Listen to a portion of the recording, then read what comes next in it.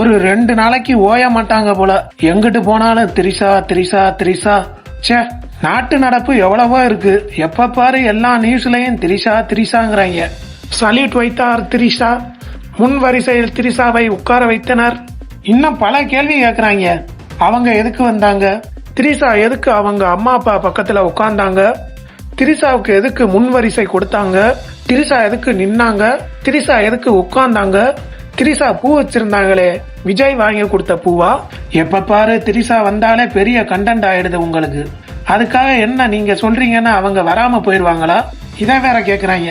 பொண்டாட்டிய காணாம், பிள்ளைய காணாம், திரிசா மட்டும் வந்து உட்கார்ந்துருக்குன்னு. யாரோ எதையோ பேசுறாங்கன்னு அவங்க அவங்களோட ஃப்ரெண்ட்ஷிப்பை விட்டு கொடுக்க முடியுமா? முடியாதுல. அவங்க அமைதி காக்கவும் தான் இந்த நாய்களுக்கெல்லாம் வாயில வந்ததையும் பேசிக்கிட்டு இருக்குங்க.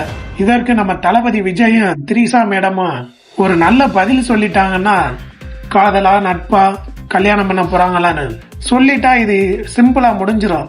இவங்க சொல்லாம சைலண்டா இருக்கிறதுனால தான் இவங்களுக்கு வாய்க்கு வந்ததெல்லாம் இப்ப பேசுறாங்க. நீங்க என்ன நினைக்கிறீங்க? கமெண்ட்ல சொல்லுங்க. அழகுல ஒன்ன மிஞ்சால் இல்லடி. நமது சேனலில் தாவேகா மற்றும் தளபதி விஜய் சம்பந்தப்பட்ட வீடியோக்கள் மட்டுமே வரும். அதனால் நம்ம சேனலை சப்ஸ்கிரைப் பண்ணி வச்சுக்கோங்க.